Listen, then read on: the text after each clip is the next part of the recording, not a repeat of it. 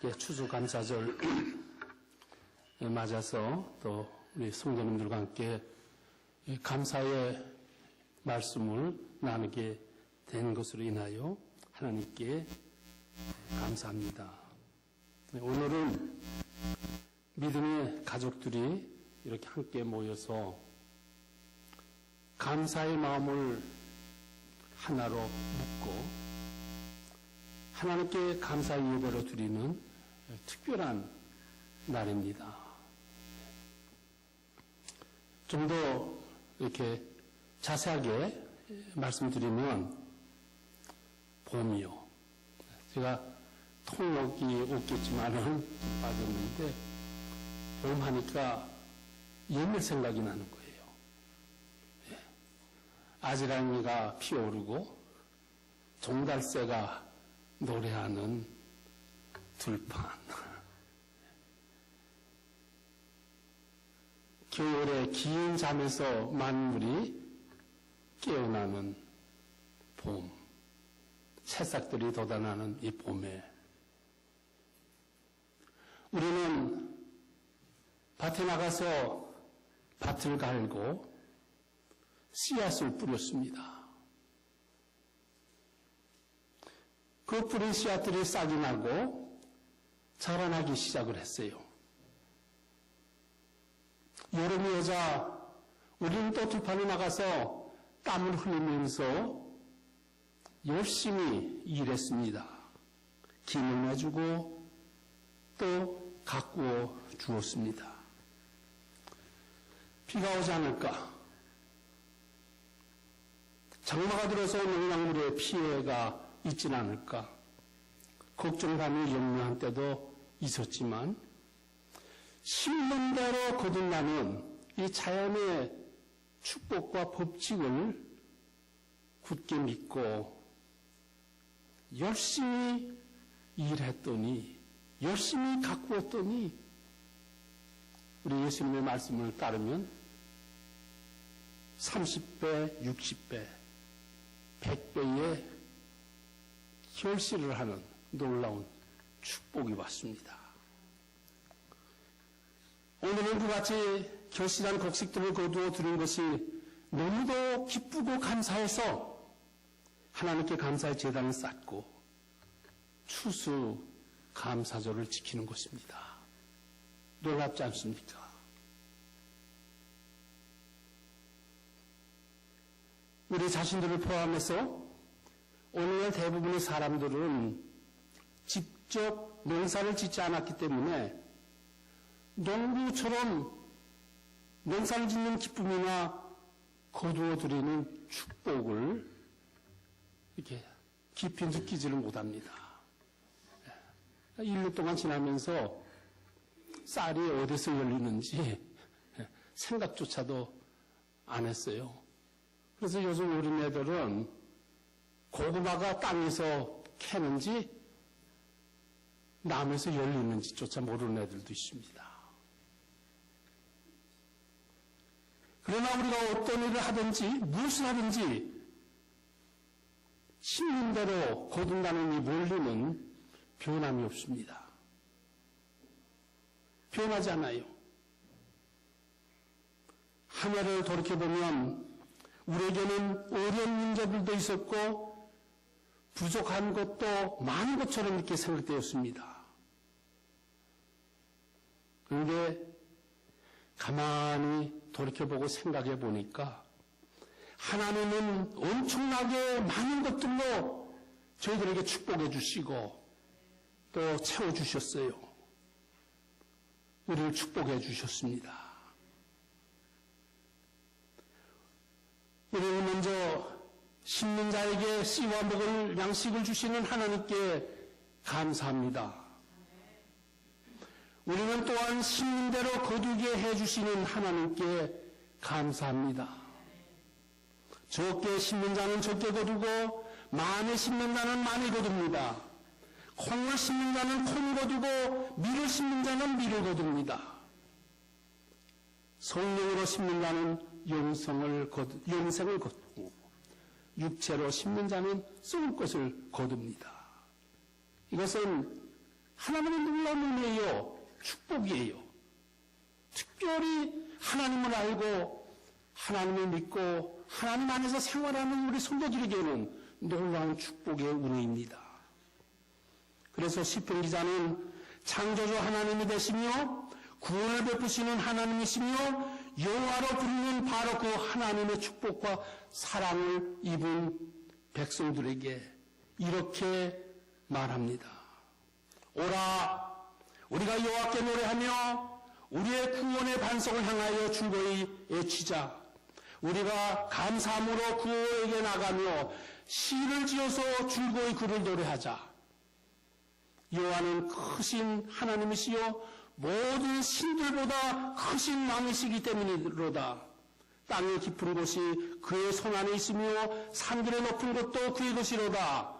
바다도 그의 것이라 그가 만드셨고 육지도 그의 손이 지으셨도다. 오라, 우리가 굽혀 경배하며 우리를 지으신 여호와 앞에 무릎을 꿇자. 그는 우리의 하나님이시요 우리는 그의 기르시는 백성이며 그의 손이 돌보시는 양이기 때문이라. 너희가 그의 음성을 듣거든 너희는 무리바에서와 같이 또 광야의 마사에서 지냈던 날과 같이 너의 마음을 완악하게 하지 말지어다.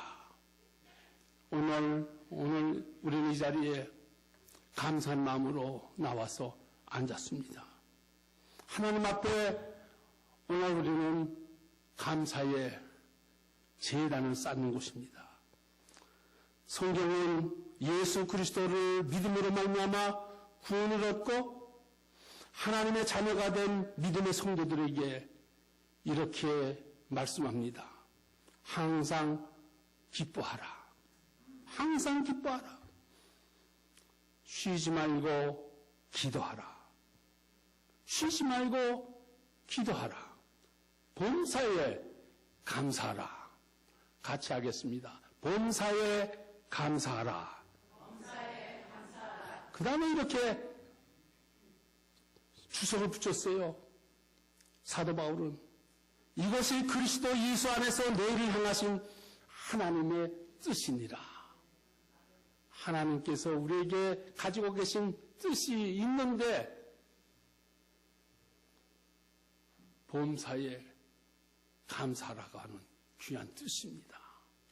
기억하시기 바랍니다. 우리들 모두는 추수감사절의 이야기를 잘 알고 있습니다. 그럼에도 불구하고 오늘 저는 우리 여러 성도님들과 함께 추수감사절의 이야기를 다시 나누고자 하는 것입니다. 추수감사절의 역사는 영국에서 신앙 때문에 조금 덧붙여 설명해드리면 영국은 국교였는데 왕들이 성경 말씀을 자기들이 세력을 유지하고 백성을 마음대로 다스리는 데에 사용한 거예요. 그런데 성경 말씀을 알고 믿음을 진실하게 가졌던 이 신자들은 이게 아닌데 하나님을 이렇게 믿는 게 아닌데 우리가 이렇게 섬기는 게 아닌데 우리가 좀 더 한 성경 말씀에 따라서 바르게 신앙생활을 하자고 하는 그런 사람들이 생겨났습니다. 퓨리탄스라고 이렇게 불러줬어요. 자연히 왕으로부터 국가로부터 핍박을 받기 시작을 했습니다. 많은 어려움을 겪었어요. 그래서 이분들에게 소원이 있다가면 정말 마음 놓고 자유스럽게 하나님을 믿고 성경 말씀대로 잘 이렇게 신앙생활하는 그런 사회가 간절히 필요했습니다. 그래서 이분들이 그때 마침 아메리카, 신대륙,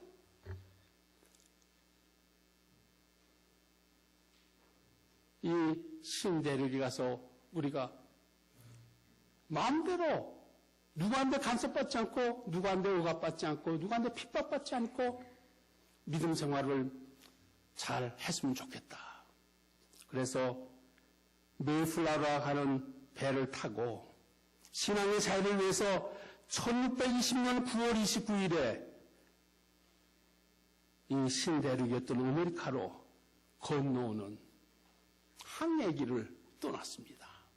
그 항해기는 신앙의 자유를 찾아서 돈을 벌겠다는 것도 아니고 출세하겠다는 것도 아니고 하나님을 우리가 마음대로 잘 믿고 하나님을 섬기는 믿음의 생활을 정말로 잘하겠다고 하는 그런 하나의 신념을 가지고 바람을 가지고 미국을 찾아왔던 거예요. 대서양을 건너는 항해는 순탄치 않았습니다. 험난한 항해 끝에 메이플라워호는 마침내 1620년 11월 9일에 지금의 보스턴 근처인 플리머스 항에 착륙하게 됩니다. 신대륙에 정착한 청교도들은 기대했던 것과는 달리 극심한 굶주림에 시달려야 했습니다. 동부의 매서운 추위와 그리고 질병에 시달려야 했습니다.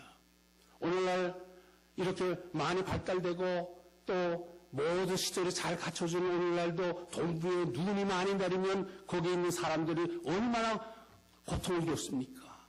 그래서 참 고생들 한다 하는데 그 당시에는 전기도 없었어요. 그 당시에는 하이웨이도 없었어요. 그 당시에는 집도 없었어요. 그러니 그 고생이 얼마나 심했겠습니까? 그들의 삶이 얼마나 힘들고 혹독하고 어려웠던지는 출발 때는 101명이었던 청교도들이 1년 안에 44명이나 목숨을 잃은 것을 보아도 알 수 있습니다. 하루에 2-3명씩 죽어갔다고 그래요. 네. 신앙의 자유를 찾아서 믿음의 자유를 찾아서 이 신대륙으로 건너왔는데 만만치 않은 거예요. 여러 가지 고난과 역경에 시달려야 했습니다. 가까운 가족이 죽어가는 것을 목격하면서 슬픔을 겪어야 했습니다. 추운 겨울이 지났어요. 겨울이 가면 봄이 옵니다. 자연의 법칙이에요. 하나님께서 놀랍게 축복해 주셨어요. 겨울이 가면 봄이 와요. 그런데 봄이 와서도 별로 삶이 이렇게 좋아지는 것 같지 않아요. 영국에서 올 적에, 유럽에서 올 적에 이 신대륙에 가면은 우리가 농사를 짓겠다고 그래서 밀이나 보리 같은 것도 씨앗으로 가져왔는데 여기 와봤더니 토양이 달랐습니다. 기후가 달랐습니다. 제대로 잘 안 됐다고 그래요. 그래서 많은 사람들은 절망에 빠지게 되었습니다. 그 같은 절망에 빠져 있을 때에 이곳에 살던 토착민, 인디안들이 와서 도와주기 시작을 했습니다. 그 덕분에 그들은 땅을 개간하고 옥수수, 감자, 호박들을 심고 경작하기 시작했다고 합니다. 농사를 시작한 거예요. 심기 시작한 거예요. 봄이 가면 여름이 옵니다. 물론 하나님의 축복이에요. 거꾸로 오지 않아요. 여름이 되니까 싹들이 자라나기 시작을 합니다. 열심히 나가서 땀 흘리면서 김도 매주고 가꿔주고 그 마음이 말이죠. 이 곡식이 자라서 잘 자라야 될 텐데 이 곡식이 자라서 열매를 잘 맺어야 될 텐데 그게 전부거든요. 이게 안 되면은 굶어 죽는 거예요. 그러니까 그 마음이 얼마나 간절했겠습니까? 간절한 마음으로 하나님 앞에 기도하면서 하나님 이 곡식들을 잘 자라게 해주세요. 가을이 오면 씨앗이 맺어서 거둬들이게 해주세요. 그리고 우리의 양식이 되게 양식을 삼게 해주세요. 기도로 열심히 일했습니다. 하나님께 간절하게 기도하며 그같이 열심히 가꾸었어요. 가을이 되니까 봄에 심었던 옥수수와 감자, 호박들이 자라나서 풀작을 이뤘습니다. 할렐루야. 풍작을 이뤘어요. 이들 청교도들은 마음의 기쁨과 감사로 가득 넘쳤습니다. 신대륙에 와서 강력적인 첫 수술을 거두어 드리게 된 거예요. 그러자 그들은 먼저 하나님의 은혜와 축복을 기억하고 감사하는 자리를 만들고 싶었습니다. 그래서 1년 동안 땀 흘리면서 농사지어서 거두어들인 곡식을 가지고 음식을 만들었어요. 그래 봤자 강냉이에요. 제가 어딘가 봤더니 강냉이 어떤 그 전통을 잘 지키는 가정에서는 강냉이 5개를 갖다가 식탁에 놓는다고 합니다. 강냉이 5개를 놓는 그 이유는 그때의 강냉이 5개를 놓고 하나님 앞에 감사한 거예요.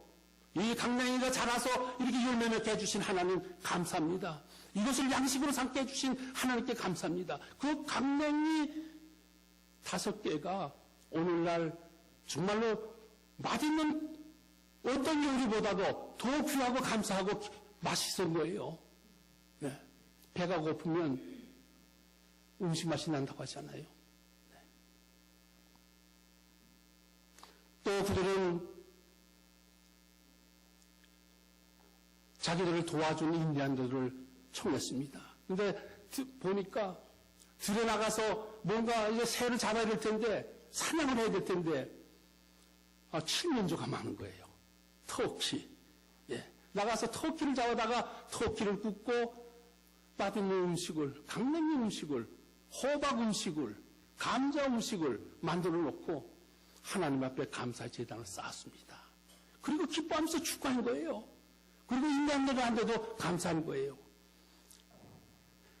이것이 1621년 12월 마지막 목요일이었다고 합니다.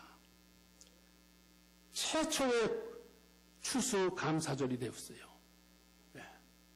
그래서 추수감사절의 역사는 그렇게 거슬러 올라갑니다.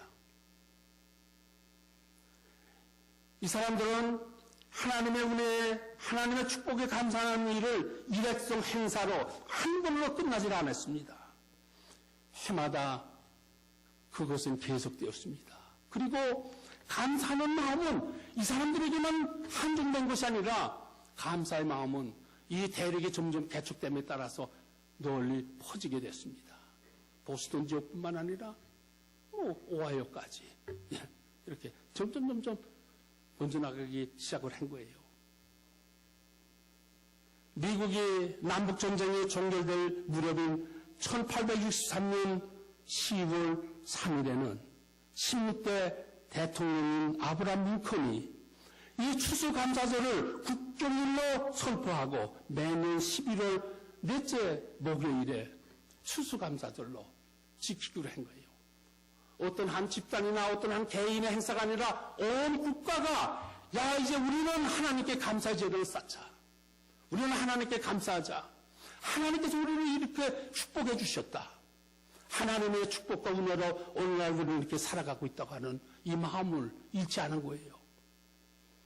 근데 그 마음이 얼마나 크고 강했던지 오늘 아침에 우리는 이곳에 모여서 추수감사의 제단을 쌓고 있는 곳입니다.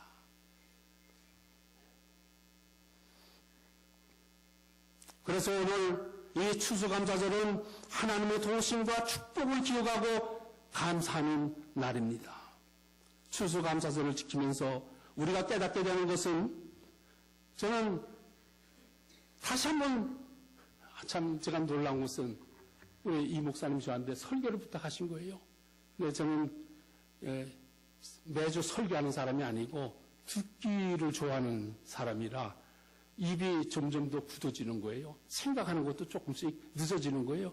그럼에도 불구하고 저한테 추수감사절 주일 설교를 부탁한 거예요. 아, 참 감사합니다. 내가 이 설교를 준비하려니까 추수감사에 대한 것을 생각을 해야 되잖아요. 네. 그러면 감사에 무엇이 감사한지, 무엇이 정말로 하나님의 놀라운 은혜인지를 다시 한번 기억하면서 준비하는 그런 시간이 저에게 있었습니다. 그래서 제가 하나 깨달은 것이 있었어요. 그걸 함께 나누어서 하는 거예요. 그 마음이에요. 청교도들이 처음 추수감사절을 지켰던 때는 오늘날 우리가 살고 있는 지금의 감사의 기준으로 따지면 감사의 마음이 생기기는커녕 고사하고 불만과 불평이 가득 찰 수밖에 없는 모든 것이 부족하고 모든 것이 어려운 역경의 시대였습니다. 그렇잖아요. 많은 분들이 잘 살겠다고 미국의 신대륙에 왔다가 죽어간 거네요. 네. 어떻게 따지면 한은 맺히고 슬픔으로 가득 찰 수밖에 없는 그런 환경과 역경 속에서 이들은 첫 수술을 한 다음에 먼저 한 것이 하나님께 감사의 제단을 쌓은 거예요. 안 놀란 거예요. 네. 저는 이 말씀을 생각을 하면서 그 당시를 거슬러 올라가서 그 당시에 살았던 사람들의 그 마음을 들여다보는 그런 기회를 가졌습니다. 이 사람들의 마음이 어땠을까?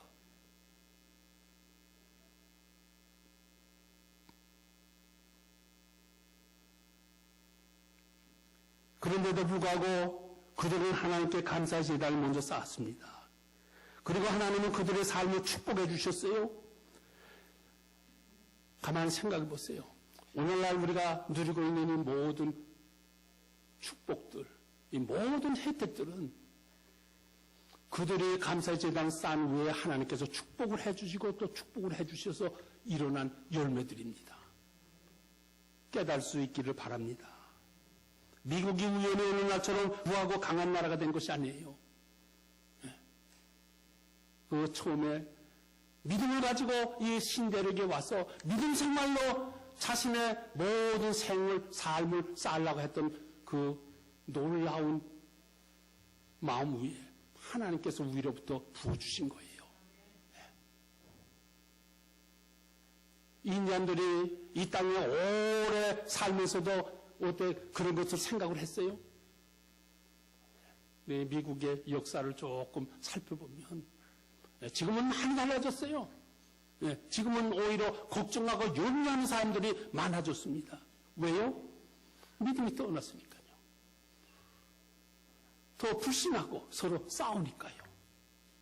근데 그때는 한 마음으로 감사로 하나님 앞에 감사의 제단을 쌓았습니다.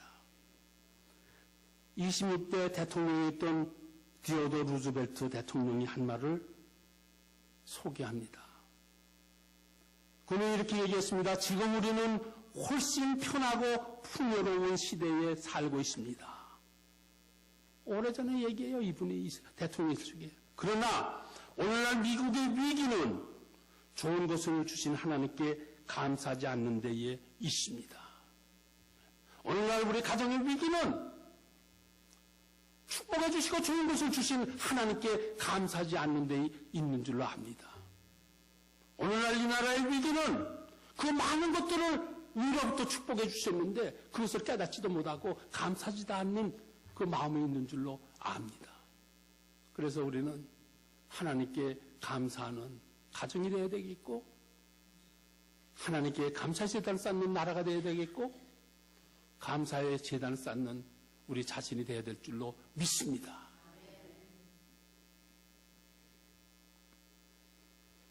하나님은 감사하는 사람을 축복해 주십니다. 하나님은 감사하는 가정을 축복해 주십니다. 하나님은 감사하는 나라를 축복해 주십니다. 그것은 꼭 물질적인 축복만 얘기하는 게 아니에요. 물질적인 축복은 한이 없어요. 인간의 욕심은 한이 없어가지고 가지고 가져도 옛날에 우리는요 그날 먹을 것만 좀 걱정 안 해도 큰 축복으로 알았어요. 그런데 오늘날 하나님께서 우리를 축복해 주셔서 많이 싹 해줬더니 그게 아니에요. 옆에 사람 보니까 나보다 더 많이 가졌거든요. 지금까지 가졌던 내 감사는 다 싹 없어졌어요. 그리고 오히려 시기하고 질투하는 거예요. 그래서 옛날에는 내게 만물만 있어도 은행에 만물만 저축하고 있어도 정말 감사하고 걱정하지 않겠다 했는데 가만히 보니까 내 옆집 사람은 $1,000,000를 가지고 있는 거예요. 만물은 아무것도 아니에요. $1,000,000 가지고 있는 사람은 또 이렇게 옆에 봤더니 몇 억불을 가지고 있는 거예요. 굉장히 상대적이에요. 네. 그래서 우리는 진짜 감사의 조건은 영적인 것에 있는 줄로 믿습니다. 네. 마음이 풍성해져야 될 줄 믿습니다. 네. 그 청교도들은 물질적으로는 별로 없었지만은 마음은 감사로 가득 넘쳤던 것을 알 수 있습니다. 오늘날 우리는 물질적으로는 많이 가졌는데 속을 들여다보면 메말라 버렸어요. 그리고 하나님께 도리어 불평과 불만을 토로하고 있는 거예요. 네. 오늘 우리 감사를 깨닫는 귀한 주일이 되기를 축원드립니다. 예, 맞아요. 오늘날 우리는 그 당시에 비하면 수백 배, 수천 배 더 풍요롭게 편하게 살고 있습니다. 그런데도 감사의 마음을 찾아보기가 어렵습니다. 도리어 불평과 불만으로 가득 차 있는 자신을 보게 되는 것입니다. 더 많이 가지려고 서로 속이고 다투며 싸우고 있습니다. 야고보는 그같이 하는 오늘의 우리들을 향해 이렇게 말씀합니다. 너희 중에 싸움이 어디로부터 다툼이 어디로부터 나느냐? 너희 지체 중에서 싸우는 정력으로 나는 것이 아니냐? 오늘날 우리에게 필요한 것이 있다고 하면 저는 이렇게 생각합니다. 자족하는 마음이에요. 자족하는 마음. 감사하는 마음인 줄 믿습니다. 하나님께 감사하는 거예요. 사도 바울은 믿음의 아들인 디모데에게 이렇게 말합니다. 우리가 세상에 아무것도 가지고 온 것이 없으며 또한 아무것도 가지고 가지 못하느니 우리가 먹을 것과 입을 것이 있은 줄 족한 줄로 알 것이니라. 성도 여러분, 자신의 삶을 바라보면서 참 나는 하나님의 은혜와 축복으로 족한 생활을 하고 있다고 하는 마음을 가질 때가 있습니까? 만약에 그 마음을 잊어버렸다 하면 다시 찾는 기회가 되기를 바랍니다. 우리가 소유하고 있는 것, 누리고 있는 것, 그 모두는 하나님께서 주신 거예요. 우리가 이 세상에 올 적에 가지고 온 거 하나도 없어요. 그래서 그 말씀을 저도 되새기면서 가만히 생각하니까 짧은 인생이지만 정말 받은 것이 많구나. 받은 것이 많구나. 내 생명도 하나님께서 주신 것이구나. 새삼 느꼈습니다. 하나님은 잠언서 23장 26절 통해서 이렇게 말씀합니다. 내 아들아, 내 마음을 내게 주며. 제가 이 말씀을 가지고 또 곰곰이 좀 생각을 했어요. 하나님께서 우리에게 이 많은 것들을 주시고 축복해 주셨는데 그 하나님께 우리가 드릴 수 있는 것을 있다고 하면 무엇일까? 하나님께서 뭐 1,000불 필요하실까요? 1,000불 드리면 기뻐하실까요? 하나님은 우리 마음을 달라고 하십니다. 내 마음을 달라. 그 마음은 믿음의 마음이요. 그 마음은 감사의 마음인 줄 믿습니다. 추수감사절을 맞아서 우리는 감사의 제단을 쌓으면서 하나님께 감사하는 귀한 성도님들이 되시기를 주님의 이름으로 축원드립니다.